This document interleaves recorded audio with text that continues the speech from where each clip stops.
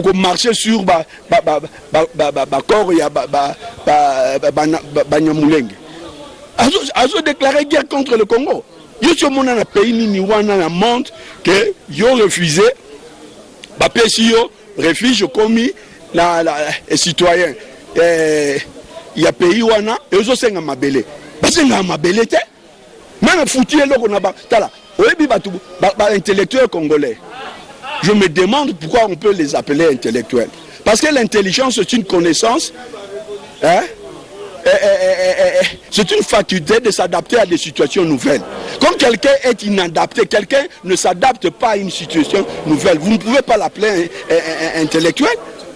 Comment résoudre la situation? Il y a Congo, la situation il y a Congo, les intellectuels congolais n'arrivent même pas à résoudre.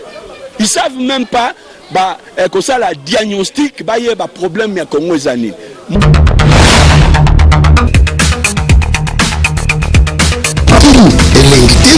Il y a un garçon qui avait dit que Palestine, le premier ministre Alobaki, Palestine et Israël, c'est la ville commune. Garçon a télé bien kamati mndo qui a bêti premier ministre à Bobie, bakangi Bobie pourquoi au Bobie premier ministre Alobi non? Na Torah na biso lobby ma belé on est à biso na bangote. Mais ceux qui na sali mabe bo condamner na so na sali mabe te botikanga batikaki.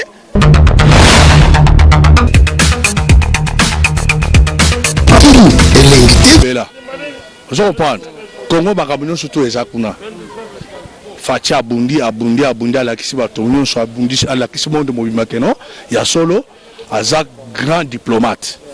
Azak congolais Kabila komi kolela bandeko na ba komi kolela batonyo so komi kolela. Vous comprenez? Ba shadari banane za mabele na bango te. Baza ba congolais ensorceléré.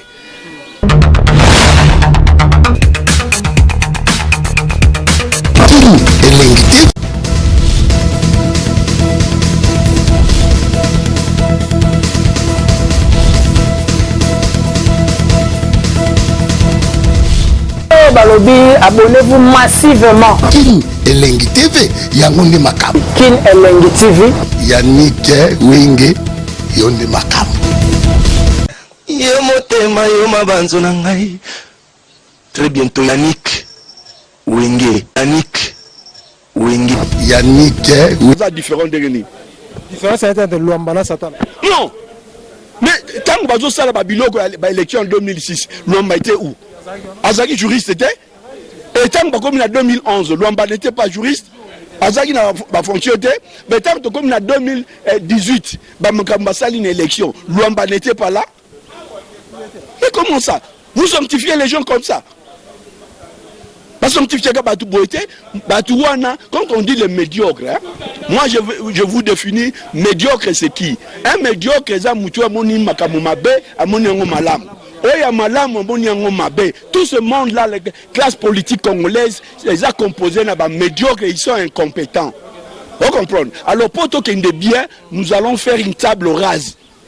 Ou tabula rasa, ko balayer bango nyonso tout. Et puis to bandela makambo. Ce qui était mboka yokende. Muzitu, président Muzitu à lobby, nous allons faire la guerre contre le Rwanda. Mais, babek combien fungwa maki pour nous fingaye. Hein?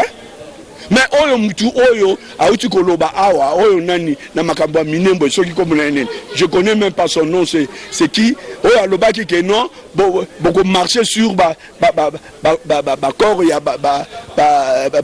Banyamulenge. Azo déclaré guerre contre le Congo.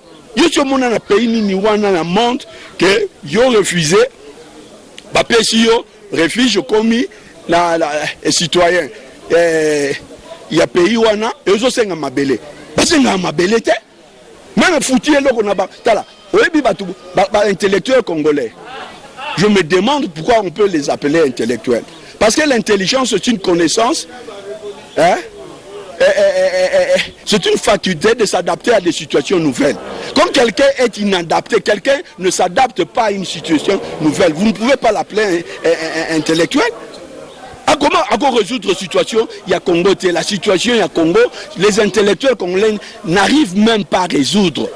Ils ne savent même pas que ça la diagnostic il y a un problème il y a Congo. moi je vous dis, je veux, na Olakisayo, Bissozali, Bana Oyo, na pouvoir à présent Mobutu, nous avons appris la politique. Sous l'ombre, il y a des politiciens congolais.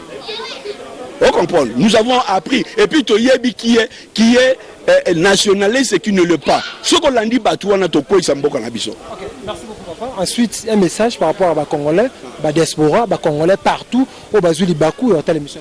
Ouais. Donc, ça fait mal au cœur. Tant aux Oyoka qui en Afrique du Sud, les Congolais, manifestation politique et pays sous Afrique comme Côte d'Ivoire, Banini, tout ça, bazar au sale. Mais pourquoi ça? Parce qu'il y a une main invisible et autorité sud-africaine na Congo. Les pays où contrôler en côté, bazo pekisa la population na bangote. Alors biso to souffrir pourquoi? Hein? Nous on mboka ndenge wana oyo mboka tala soki mutu ayibi. Eza problème té. Mais les gens sont silicatés. Et tu dis on a télévision au Congo, parce que non. Mais bango silica pour na bakambo ya mbongo, pour na pouvoir na bango. On comprend. Alors batuwana bazali batangi koleka batu ya 60, mais batu ya 60 batangi mingité mais baza ba nationaliste et puis yebi politique koleka bango parce que batu ya 60 ceux qui bango batu tozana bango lelo ceux qui baza na 60 ne Congo katana Congo za Congo lelo te batu wana balbai Congo reste un et indivisible. Mais Moussou un professeur d'université qui disait que le Congo, Bondima, Rwanda, doit à 300 km. Mais dit, même nos hymne national na bino Congo. Hein? Nous sommes unis par le sol. Mais ceux qui sont Luana et Panzani, tous sont unis. Et puis Congo est allé addition des terres. Non, Moutoutou a na Congo, Azali. Ouais. Alors, les hommes en mingi. Parce que les gens qui belé ba discuter kangote. Vous comprenez? Tout le monde en France tango bazo bana na kati ya classe. Parti politique ño surtout batiki ba couleur na bango batu ba signer pour na unité ya France na pe nango. Mais na Congo zo mona même congolais aza ko défendre ba rwandais. Hein? Mabele on les a mabele na biso. Vous comprenez? Oyebi na Israël ko ni salemaki. Il y a un garçon qui avait dit que Palestine, le premier ministre Alobaki, Palestine et Israël, c'est la ville commune. Garçon a télé bien kamati mundo qui a bêti premier ministre à Bombi, bakangi babi pourquoi au Bombi premier ministre Alobi non? Na Torah na biso lobi ma belé on les a biso na bangote. Mais ceux qui na sali mabe bo condamner na so na sali mabe te bo tikanga batikaki.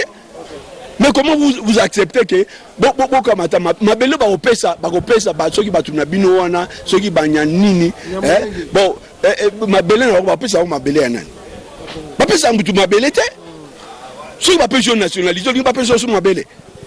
Ah bon, si c'est comme ça je crois que même ba congolais ba aux États-Unis ba sur ma belle. Et comme les États-Unis n'ont même qu'autant en côté parce qu'il y a ça ma belle.